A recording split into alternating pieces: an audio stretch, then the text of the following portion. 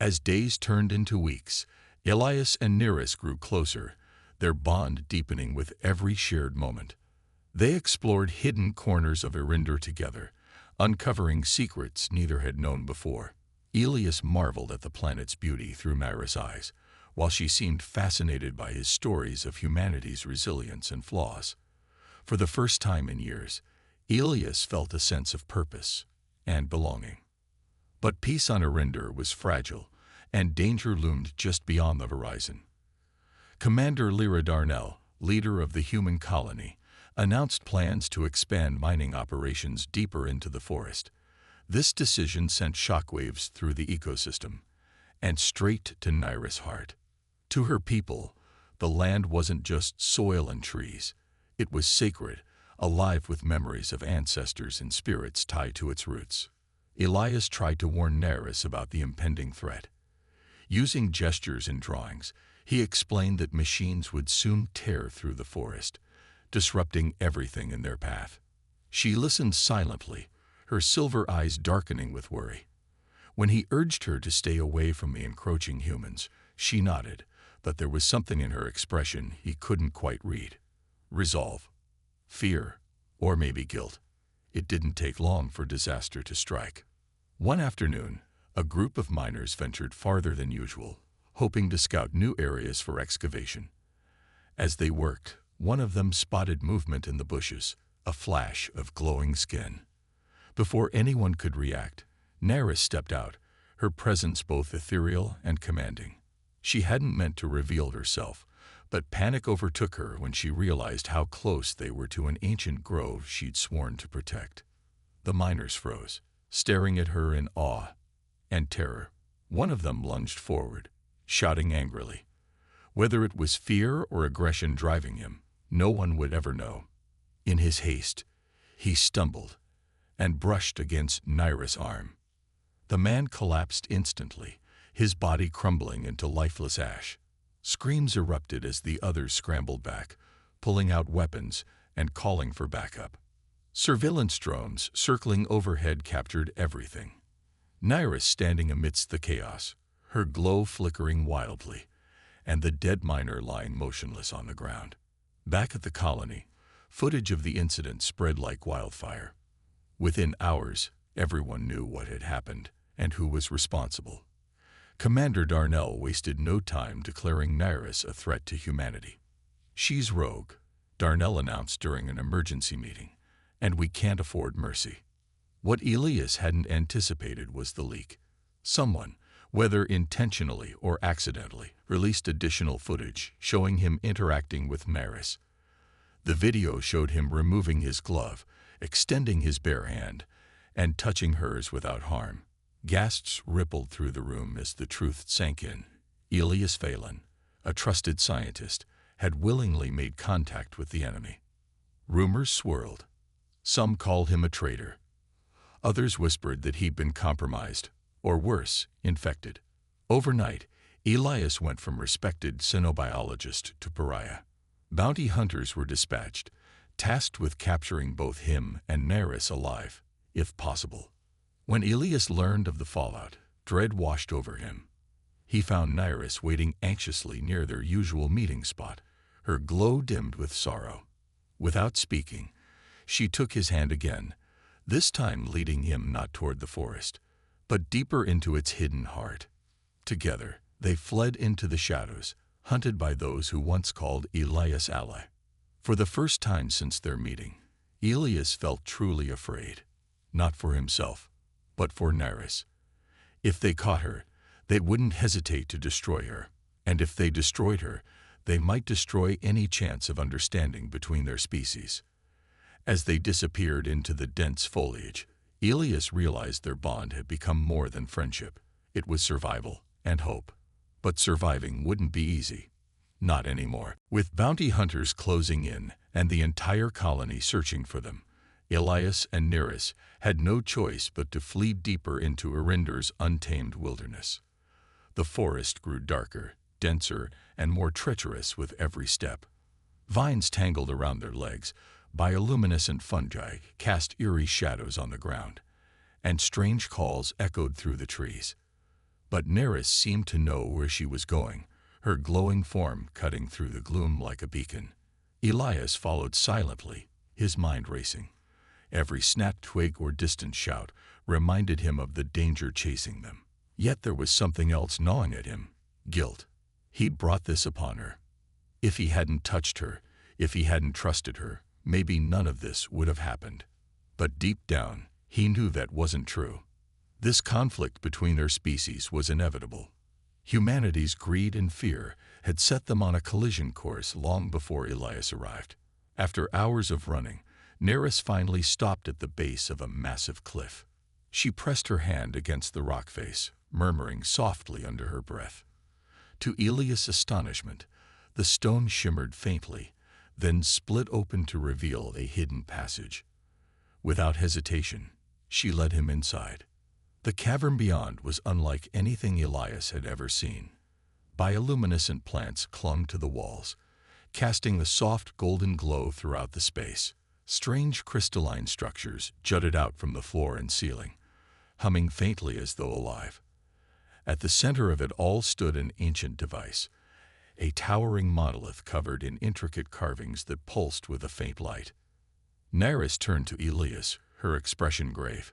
Using gestures and fragments of their makeshift language, she began to explain. This place was sacred to her people, a relic from their ancestors. The monolith contained technology capable of neutralizing the lethal touch that defined the Lumineth. It could render her species harmless, but activating it came at a cost. The process required immense energy, which could only be channeled through direct physical contact with another being, a human being. Elias stared at her, realization dawning. "You want me to help you activate it," he whispered, his voice trembling. Neris nodded slowly, her silver eyes filled with both determination and sorrow. She didn't need words to convey the gravity of what she was asking. If he agreed, he might not survive. For a moment, Elias hesitated. Fear clawed at him, whispering that he should turn back, save himself. But then he thought about everything Neris had shown him. The beauty of her world, the pain of her people, and the trust she'd placed in him. How could he walk away now? Summoning his courage, Elias stepped forward. "I'll do it," he said firmly, "but on one condition." He pointed at her, then mimicked peace gestures they'd used before. "If I live, you promise to guide your people toward peace." Neris hesitated, then nodded solemnly. Her promise sealed, she guided him to the monolith. Placing her hands on its surface, she closed her eyes and began chanting in her melodic tongue. The crystals around them vibrated, growing brighter with each passing second. When she gestured for Elias to join her, he took a deep breath and placed his bare hands on the cold, glowing surface. Instantly, pain surged through him. Waves of searing energy coursed through his body, making his muscles spasm uncontrollably. His vision blurred, and his screams echoed off the cavern walls. Through the haze of agony, he saw Neris standing beside him, tears streaming down her face as she poured her strength into the machine. Minutes stretched into eternity. Just when Elias thought he couldn't endure another second, the energy peaked and subsided.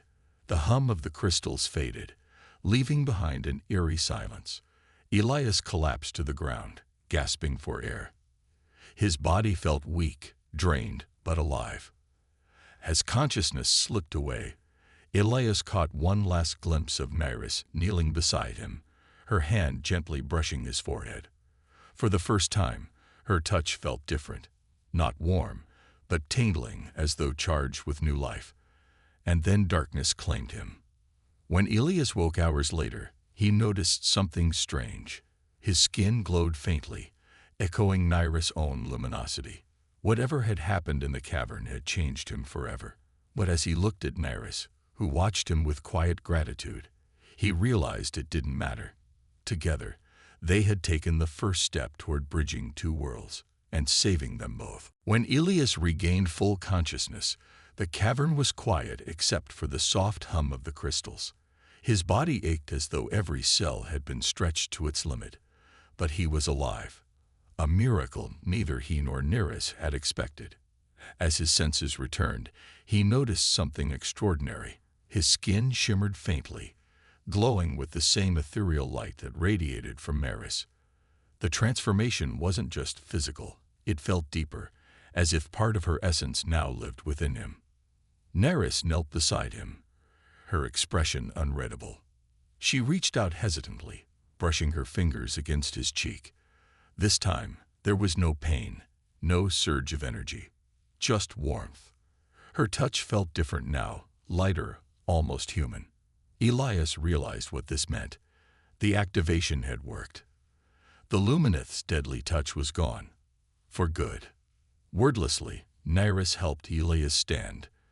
Together, they stepped out of the cavern and into the forest. The air outside seemed charged, alive in a way Elias hadn't noticed before. It wasn't long before they encountered signs of change. A group of Lumineth emerged from the shadows, their movements cautious yet curious. They approached Neris first, speaking in their melodic language. Then, one by one, they turned their glowing eyes toward Elias. Elias braced himself, unsure how they would react. But instead of hostility, he saw confusion and hope. These Lumineth weren't fleeing or hiding anymore. They were stepping into the open, testing their surroundings. One young Lumineth extended a trembling hand toward a nearby tree, touching it gently. Nothing happened. No death, no destruction, just connection. Tears filled Neris' eyes as she explained to Elias through gestures and fragmented words. The device hadn't just neutralized her lethal touch, it had affected all Lumineth across Erendur. For the first time in centuries, her people could interact with the world without fear of harming it, or being harmed in return. But the victory came at a cost. Elias could feel it in his bones. His body wasn't the same anymore. The faint glow on his skin wasn't fading. It was growing stronger. He didn't know what this meant for his future, but he couldn't dwell on it. Not when so much depended on what came next. Back at the colony, chaos reigned. Bounty hunters scoured the forest. Drones scanned every inch of terrain, and tensions between humans and Lumineth reached a boiling point. Commander Darnell remained adamant. If we don't eliminate the threat now, we'll regret it later. Yet whispers of doubt began spreading among the settlers. Some questioned whether the Lumineth were truly monsters or victims of humanity's greed. It fell to Elias to bridge the gap. With Neris by his side, he ventured back to the colony, knowing it might mean walking straight into danger. When they arrived, soldiers surrounded them instantly, weapons raised. Darnell herself appeared moments later, her face twisted with fury. "You betrayed us," she spat, glaring at Elias. "And you brought her asterisk here." Before Elias could respond, Neris stepped forward, raising her hands in a gesture of peace. Her voice rang out clear and melodic, cutting through the tension. Though none of the humans understood her words, her tone carried an undeniable plea, one echoed by the faint glow emanating from Elias' skin. Darnell hesitated, glancing between Elias and Neris. Then, reluctantly, she ordered her men to lower their weapons. "Explain yourself," she demanded. Elias took a deep breath and began telling the truth, not just about Neris and the Lumineth, but about the ancient device, the sacrifice he'd made, and the possibility of coexistence.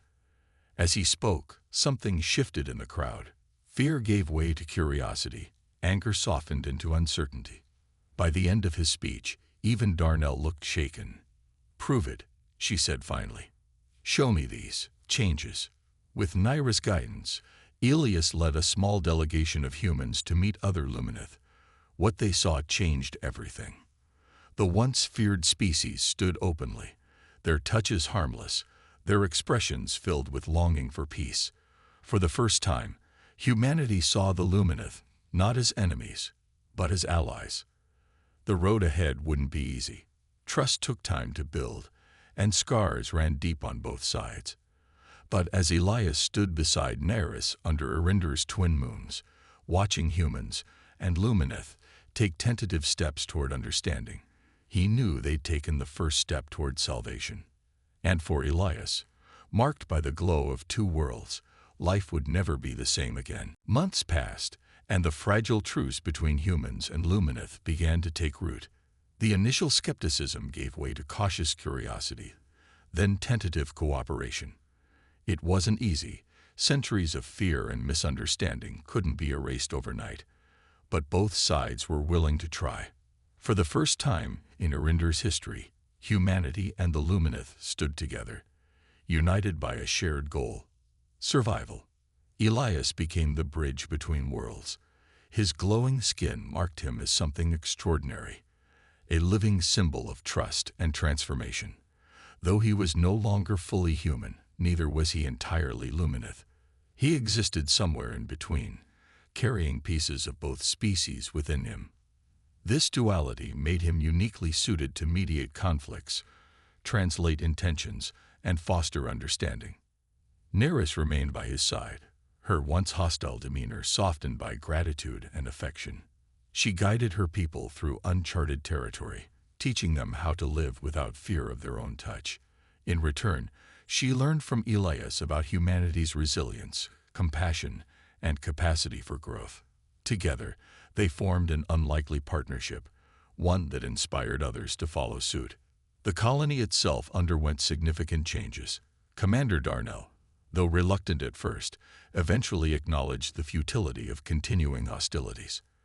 Under her leadership, mining operations shifted away from sacred lands, focusing instead on sustainable practices that respected Arinder's delicate ecosystems. Scientists collaborated with Lumineth elders, learning ancient techniques for coexisting with nature rather than exploiting it. Even the settlers who had once feared the forest now ventured into its depths alongside their alien counterparts, marveling at its beauty and complexity. One evening, beneath the twin moon's glow, a formal meeting took place, an unprecedented gathering of human ambassadors and Lumineth leaders. They met in the same cavern where Elias and Neris had activated the ancient device, its crystalline structures shimmering softly as if welcoming them home. Here, surrounded by symbols of peace and unity, plans were laid for a new future. For Elias, the moment was bittersweet. He had sacrificed so much, not just physically, but emotionally. Part of him still longed for the simplicity of his old life before all this began. But another part, the stronger part, knew he wouldn't trade what he'd gained for anything. Through Neris, he'd found purpose, connection, and a deeper understanding of himself and the universe around him. As the meeting concluded, Elias stepped outside, breathing in the cool night air. Neris joined him moments later, her glow brighter than ever under the moonlight. "Do you think it will last?" Elias asked quietly, glancing toward the horizon, where human lights mingled with the natural luminescence of the forest. Neris tilted her head thoughtfully, then nodded. Her melodic voice carried softly in the stillness. "It must," she replied simply, placing a gentle hand on his shoulder. "We've already come too far." Elias smiled faintly, feeling the weight of those words settle over him. Yes, they had come far, and there was still farther to go. But for the first time in his life, he felt hopeful. Hopeful that humanity could learn to live not just among the stars, but alongside those who called them home. Together, Elias and Neris walked back toward the colony, their forms glowing faintly in the darkness. Behind them stretched two paths, one forged by pain and sacrifice, the other paved with hope and possibility. And ahead lay a future shaped not by fear, but by trust. Under Arinder's twin moons, a new dawn broke, not just for one species, but for two. The battle was chaos. Explosions lit up the void of space like fireworks on a dark night, their brilliance masking the desperation of humanity's last stand. Lieutenant Calvos gripped the controls of his damaged fighter craft, sweat dripping down his face as alarms blared around him. His ship groaned under the strain, its hull battered by enemy fire from an alien armada that had seemingly appeared out of nowhere. Humanity's fleet was losing, badly. Cale glanced at his navigation screen. A jagged red line marked his escape route, but it wasn't looking good. One engine sputtered, then died completely. Sparks flew from the console in front of him, and he cursed under his breath. He tried to stabilize the craft, but gravity pulled him toward a planet shrouded in swirling crimson mist below. It wasn't part of his mission plan, but plans rarely survived first contact with reality. As the ship spiraled downward, Cal braced himself. The cockpit rattled violently, metal screeching against metal as the atmosphere tore at his vessel. For a moment, everything went black.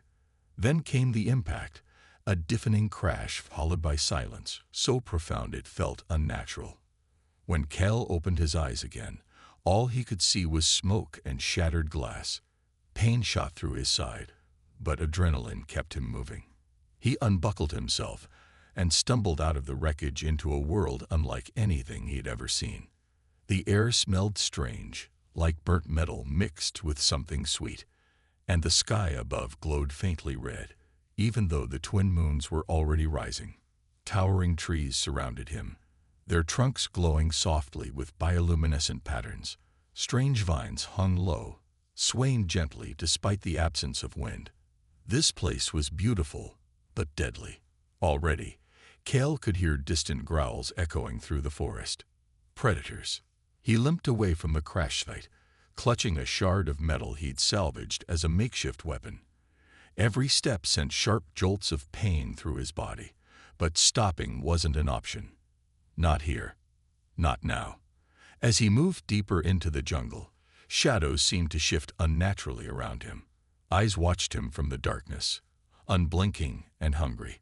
Suddenly, something lunged at him. A creature with too many legs and teeth sharper than knives.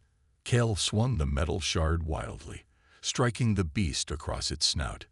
It recoiled with a shriek before disappearing into the underbrush. Breathing heavily, Cal leaned against a tree, trying to catch his breath. That was close. Too close. But there was no time to rest. Another sound reached his ears, a soft rustling overhead. He looked up, squinting through the dim light. Something, or someone, was watching him. High above, hidden among the glowing leaves, a cloaked figure crouched silently. Princess Nyxera Syntheri tilted her head slightly, studying the stranger who had fallen from the stars. There was something about him, his determination, perhaps, or the way he fought despite being injured, that intrigued her. Nyxera hesitated. By law, she should report the intruder immediately. Emperor Thaldrin would demand nothing less. Yet, something stopped her. Perhaps it was curiosity, or maybe it was pity. Whatever the reason, she decided not to act. Not yet. Instead, she followed him quietly, staying just out of sight as he staggered through the jungle. She didn't know why she cared what happened to this human soldier, but one thing was certain. Cal Voss was far more interesting alive than dead. For now, she would let him survive. For her own reasons. Cal's body ached with every step he took, but stopping wasn't an option. The jungle was alive. Too alive, and every shadow seemed to move when he looked away. His makeshift weapon, the jagged piece of metal from his crashed ship, felt pitifully inadequate against whatever lurked in this alien wilderness. Hunger gnawed at him, and exhaustion weighed down his limbs, but fear kept him moving forward.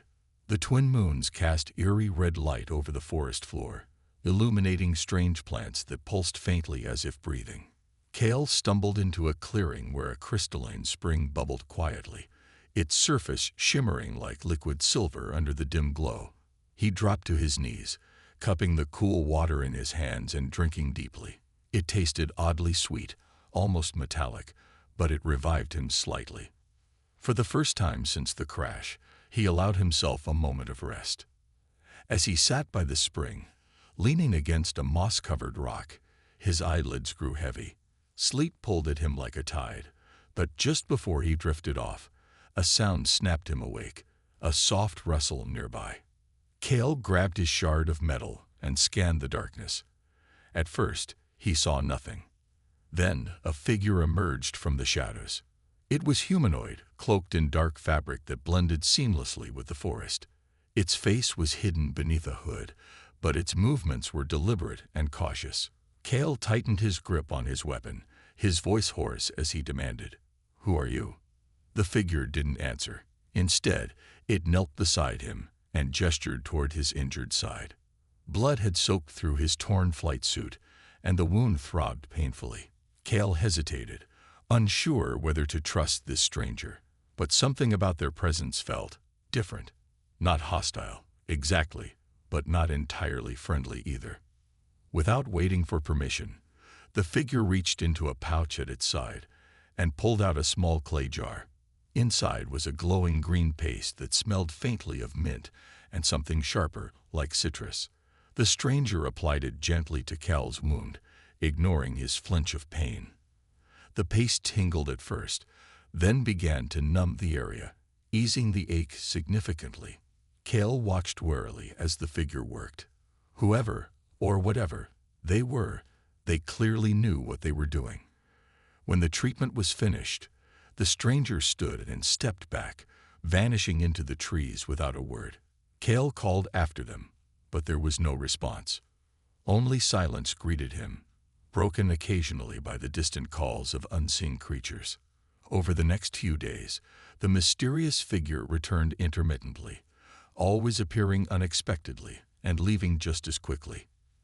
They brought food, strange fruits that tasted sweeter than anything Cale had ever eaten, and more of the glowing paste to tend to his injuries. Each time, they communicated only through gestures or crude symbols scratched into tree bark, arrows pointing directions, sketches of animals to warn him of danger, and simple shapes representing things like water or shelter. Despite their efforts to help, Cale remained suspicious. This person, this asterisk being asterisk, was clearly intelligent, yet they refused to speak or reveal themselves fully. Were they testing him, watching him for some unknown purpose, or worse, preparing to hand him over to whatever authority ruled this planet? One evening, as Cale rested near the spring, he noticed something odd. The figure had left behind a scrap of fabric caught on a thorny bush. It was part of their cloak, and when Cale examined it closely, he saw intricate patterns woven into the material, symbols unlike anything human. Whatever this person was, they weren't ordinary. And as much as Cale wanted to believe they were helping him out of kindness, he couldn't shake the feeling that there was more to their story. Still, survival depended on trust, even tentative trust. So when the figure reappeared later that night, Cale nodded once, acknowledging their presence. The figure paused, tilting their head slightly as if surprised, then disappeared again into the shadows. For now, that was enough. Days turned into weeks, and Cale's initial suspicion of the cloaked figure began to soften. Survival in the alien jungle was a constant struggle, but the stranger's knowledge of Cytherian proved invaluable.